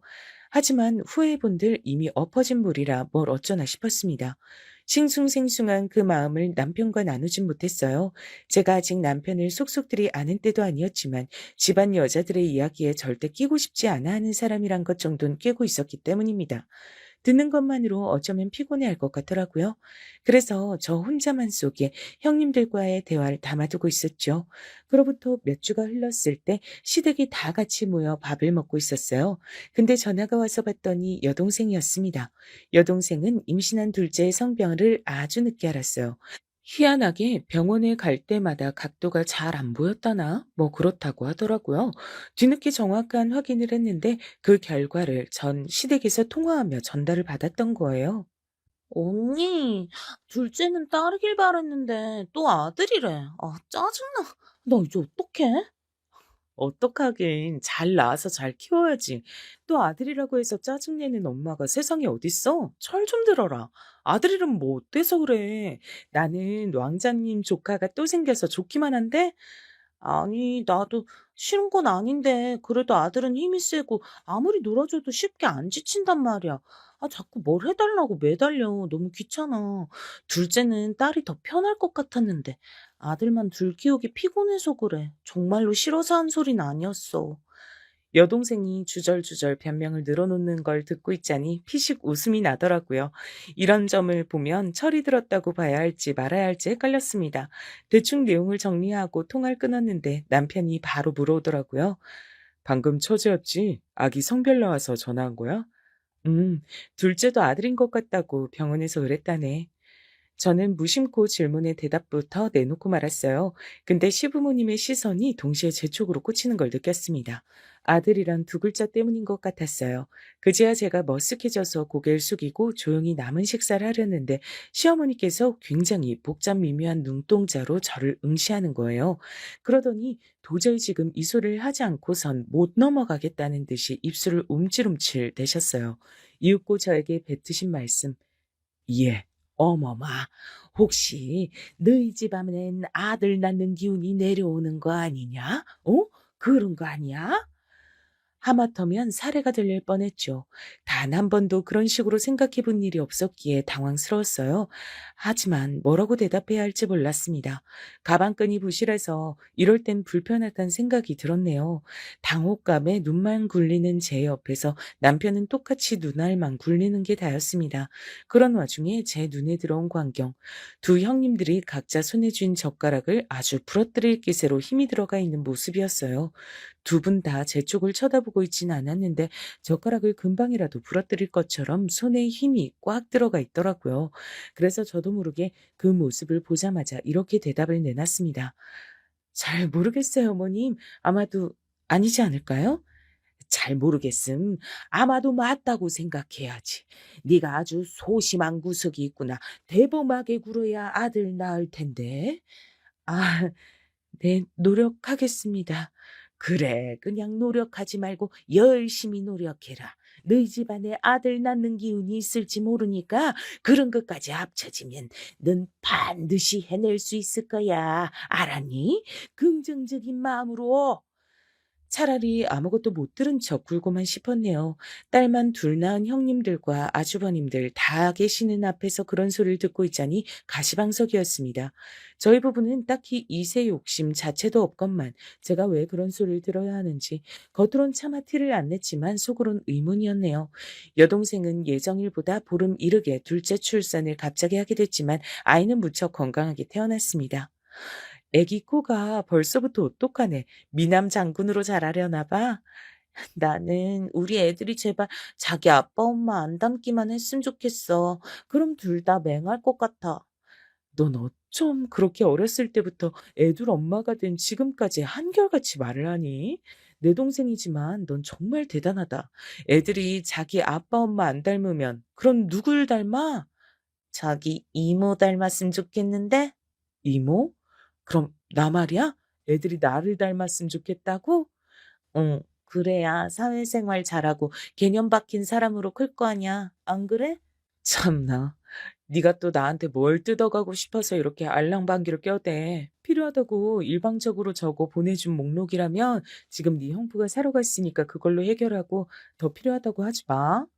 난 진심으로 한 소린데 왜 안 믿어주고 그래? 근데 언니, 형부하고 결혼 잘한 것 같아. 형부가 하도 말수도 적고 자기 얘기도 워낙 안 하고 그러니까 사람이 좀 멀게만 느껴졌는데 보면 볼수록 괜찮은 것 같더라. 남자치고 능력이 좀 별로긴 하지만 우리 집안 수준 생각하면 그런 걸 따질 수가 없지. 그 정도면 언니가 결혼 잘했어. 근데 애기 계획은 아직이야? 너는 정말 못하는 소리가 없다. 안 그래도 시댁 갈 때마다 은근히 그 문제 때문에 눈치 보여. 시부모님이 내가 아들 낳길 바라시는 것 같아서 좀 그렇더라. 나랑 네 형부는 애기 욕심이 크게 없어. 그냥 살다가 생기면 생기는 거고 말면 마는 거지. 언니, 그러다 나중에 그때 좀 노력해 볼 걸 이렇게 후회한다? 한 살이라도 젊을 때 애를 써야 돼. 저는 여동생의 말을 반쯤 흘려들으려고 했는데요. 여동생이 남편한테도 똑같이 그런 소리를 하는 바람에 무용지물이었습니다. 남편도 반쯤 설득을 당해서 안 되더라도 우리가 임신이 되도록 노력은 많이 해봐야 하는 거 아니냐고 저한테 그런 소리를 곧 해오더라고요. 전 동생들을 제 자식 마냥 돌봐왔던 터라 제 자식을 또 낳아 키우는 게 마냥 손꼽아 기다려지진 않았어요. 하지만 남편의 말을 외면하기는 어려워서 같이 노력을 좀 해보기로 했습니다. 그리고 몇 달 뒤 정말로 제가 임신을 해버린 거예요. 자연 임신이요. 컨디션이 안 좋아서 테스트기를 사봤더니 임신이었습니다. 이게 뭔 일인가 싶었죠. 남편하고 둘 다 기쁨 반, 놀란 반이었던 것 같아요. 그러고 바로 이틀 뒤에 시댁에 가는 일정이었습니다. 원래 있던 일정이었어요. 형님들하고 같이 부엌 일을 하는데 큰형님께서 과일주를 찬장에서 꺼내시는 거예요. 맛있는 거 한 잔씩 마시고 일을 하자고 하셨죠. 속이 안 좋단 핑계로 거절했더니 오히려 과일주는 소화에 좋다면서 도리어 더 강한 권유가 들어왔습니다. 하는 수 없이 저는 벌써 이렇게 공개를 할 생각은 없었지만 진실을 털어놓고 말았죠. 사실은 제가 임신을 해서요. 술은 좀 어렵겠어요. 뭐? 작은 올케 그게 진짜야? 임신이라고? 언제 알았는데? 얼마나 됐어? 이틀 전에 알았어요. 내일 병원 가려고 예약해뒀고요. 어쩌다 보니까 남들보다 늦은 나이에 아기를 품게 됐네요. 왠지 좀 쑥스러워요. 쑥스러워할 일이긴 하지. 작은 올케 나이가 몇인데 임신이라니. 그럼 무조건 내년 출산인데 그땐 나이를 더 먹겠네. 태어날 아이하고도 나이 차이가 더 날 테고 좀 그렇다. 마냥 축하해 주기엔 뱃속 애기 입장이 걸려서 마음이 약간 씁쓸하다. 큰형님의 말씀에 제 얼굴이 뜨거워졌어요. 과일주를 마시지도 않았는데 얼굴에 열이 오르더군요. 왠지 모를 수치심이 들었습니다. 작은 형님께선 갑자기 저와 눈도 안 마주치시고 고개를 휙 돌리신 채로 딴청을 피우고 계셨죠. 두 분 다 임신을 축하한다는 소리를 안 해주시더라고요. 그런 소리를 바란 것도 아니었지만 너무 쌀쌀 맞은 반응이 상처가 됐습니다. 병원에 가보니까 임신이 확실했고 10주 정도 됐다고 했어요. 남편하고 그제야 제대로 실감이 나서 양가에 정식으로 알려드렸습니다. 친정 부모님께선 깜짝 놀라며 신기해하셨고 시부모님께선 놀란 숨을 삼키시더니 아이 성별이 뭐냐고 그것부터 물어보셨어요. 아직 아이 성별은 전혀 모른다고 말씀드렸죠. 여동생한테 이해하길 전했더니 제 시부모님이 무척 특이하신 분들 같다 그랬어요. 전 내친 김에 제 형님들 얘기도 해버렸습니다. 터놓을 상대가 여동생뿐이더라고요. 언니, 그 아줌마들 진짜 뭐야? 얘기만 들어도 대박 싸가지 없네? 언니가 집안의 관심 독차지할까봐 질투하는 것 같아. 설마 그러겠어? 그냥 내가 마음에 안 드는 모양이야. 그래도 너한테 털어놓으니까 마음이 가볍네. 전 진작에 형님들이 절 아래로 낮잡아 보고 있다는 걸 느끼고 있었기에 너무 많이 상처받고 서운해하지 않으려고 애를 썼네요. 하지만 그로부터 얼마 지나지 않아 시댁에서 다시 마주쳤을 때 쌀쌀 맞은 두 사람의 반응을 보고 속이 너무 답답해져서 제가 먼저 말을 꺼내고야 말았습니다. 동생들을 어르고 달래던 습관이 이럴 때 또 발동이 되더라고요. 제가 임신을 한 게 어느 부분에서 마음에 안 드시는 거예요? 그냥 터놓고 얘기해 주시면 좋겠어요. 속이 담아둬봤자 형님들만 답답하고 저도 눈치 보이고 그럴 뿐이잖아요. 그리고 저는 괜한 계기를 만들었다고 곧 후회를 하게 됐습니다. 왜냐면 기다렸다는 듯이 형님들께서 저에게 쏟아낸 말들이 전부 빗으로 꽂혔기 때문이에요. 작은 올케가 어떤 사람인지 그 배경을 몰랐다면 또 모를까. 알고 있으니까 태어날 아이가 너무 안 됐다는 생각이 드는 게 어쩔 수가 없네. 작은 서방님이 벌이가 좋은 것도 아닌데 작은 올케는 친정이 그 모양이라서 본인이 백날 첫날 가장 노릇이나 하지. 그래가지고서 자기 자식에게 자랑스럽게 물려줄 수 있는 게 어디 하나라도 있겠어? 내 생각도 비슷해, 옳게. 솔직히 아이를 가진 건 너무 아이 입장에서 생각을 못한 것 같아. 아이가 옳게 같은 수준의 엄마한테서 태어나고 싶겠어? 엄마 나이도 이렇게나 많은데? 안 태어나고 싶은데 선택권이 없으니까 어쩔 수 없이 강제로 태어나는 거지 뭐. 아이 입장에선 너무 답답하지. 나나 형님 정도여도 애 둘 키우기 쉽지 않은데. 옳게 같은 사람이라면 아이를 안 낳는 게 솔직히 아이를 위하는 길이라고 봐. 생각지도 못하게 아이 입장이란 소리를 들으니까 말문이 턱 막히더라고요. 단 한 번도 그런 식으로 생각을 못 해봤기 때문에 엄청 난감했죠. 할 수만 있다면 쥐구멍에 숨고 싶을 만큼 그 순간이 모욕적으로 느껴졌습니다. 너무 당황한 나머지 형님들의 무례를 따지지도 못하고 저는 그 자리를 벗어나는 것에만 급급했어요. 집으로 가는 동안 남편이 무슨 일이 있었냐고 물었는데 굳이 이런 머리 아픈 주제를 나누고 싶지 않아서 전 별일 없었다고 둘러댔습니다. 지금까지 열심히 살았는데 적어도 내 가족들에겐 부끄러울 것 없이 떳떳하고 당당하게 그렇게 살았는데 내 아이를 갖는 것도 남의 시선으로 보자면 자격이 안 될 정도로 내가 형편없는 인물인가? 내가 살아온 게 고작 그 정도의 인생이었나? 남의 말 때문에 크게 휘둘리고 싶지 않았건만 자괴감이 드는 것만은 막을 수가 없었습니다. 그런 와중에 여동생과 통화를 하게 됐는데 잠긴 목소리를 숨길 힘이 없어서 그대로 드러내고 말았어요. 절 걱정하길래 있었던 일을 다 알려주진 않고 그저 형님들하고 얘기를 하다가 속상한 점이 있었다는 정도로만 설명을 했죠. 못돼 처먹은 형님들에게 이상한 소리를 듣고 싶지 않아 일부러 다음번에 시댁에 안 갔습니다. 그렇게 몇 주를 발길을 끊었다가 꼭 가야 할 건수가 있어서 가게 됐어요. 시부모님께선 싱글벙글 웃는 얼굴로 저희 부부를 맞아주셨죠. 이리 와라, 어서 와. 우리 집안 손자를 배에 품고 있어서 그런가. 얼굴도 전보다 유달리 고와 보이네. 며칠 전 제 뱃속의 아이가 아들임을 시부모님께 따로 연락해서 알려드린 바 있었습니다. 형님들과 아주버님들은 이 자리에서 처음 듣는 것이었고요.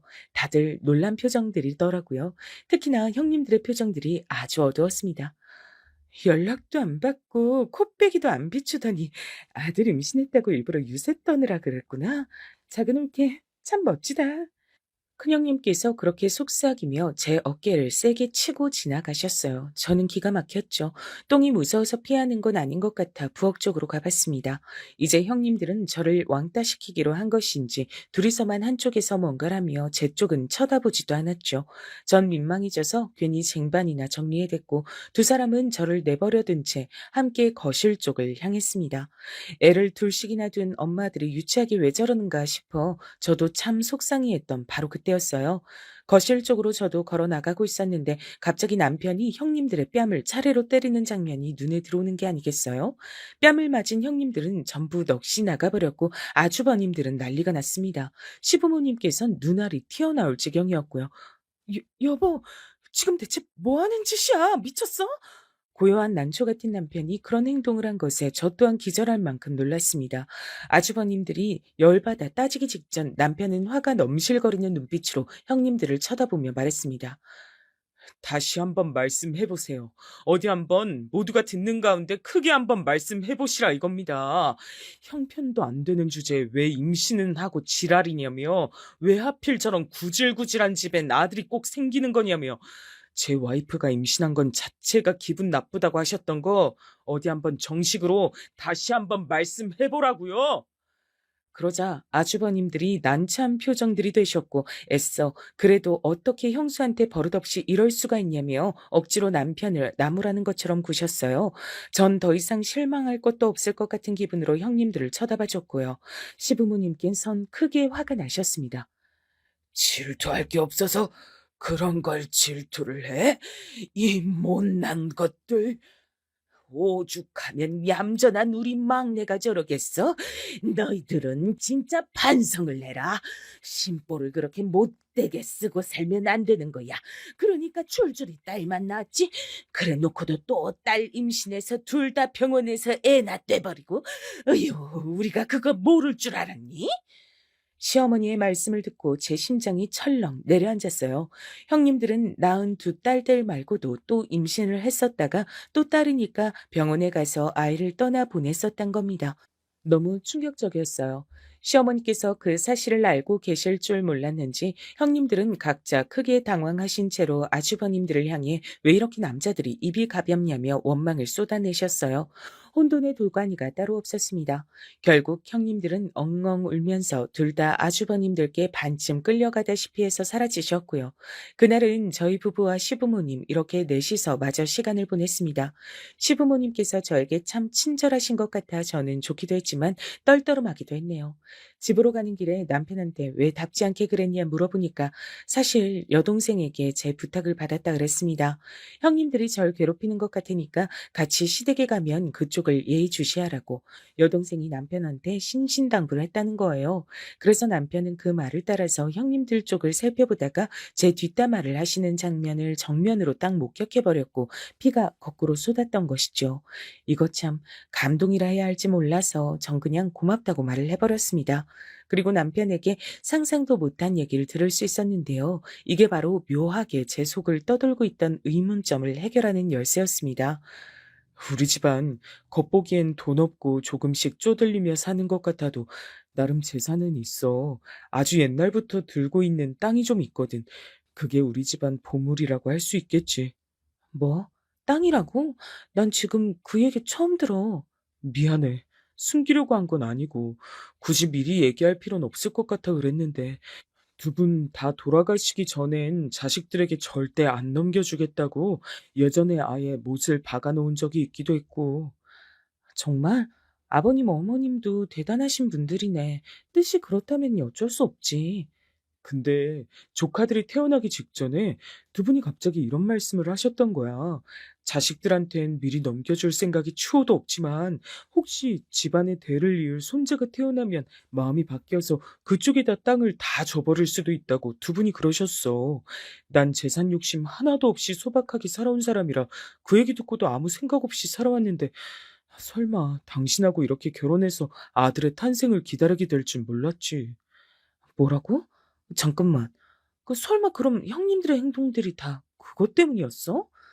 그제서야 뭔가 퍼즐이 맞춰지는 느낌이 들었죠. 어쩐지 뭔가 구린내가 풀풀 풍기던 형님들의 행동엔 그런 이유가 있었던 겁니다.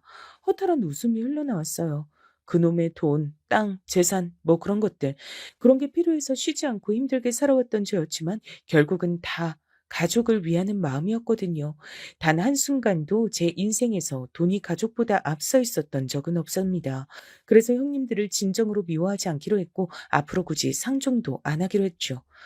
여보, 난 그거 땅 우리 거가 되든 말든 크게 관심 없으니까 그냥 흘러가는 대로 살자. 제 허탈한 미소를 본 남편도 비슷한 생각을 했는지 웃으면서 고개를 끄덕여 줬습니다. 그 후로 전 무사히 아들을 출산했고요. 손자만 가득한 친정과 드디어 손자를 맞이한 시댁의 반응이 천지 차이라서 비교를 하는 재미도 있었던 것 같아요. 저희 부부에게 그 재산이 정말로 떨어졌는진 비밀입니다만 지금까지 한 번도 금전적인 걱정을 하지 않고 여유롭고 풍족하게 아주 잘 살아왔던 것만은 확실하게 말씀드릴 수가 있겠네요. 늦은 결혼, 늦은 출산. 그렇지만 무엇 하나 뒤떨어진 건 없었던 것 같습니다.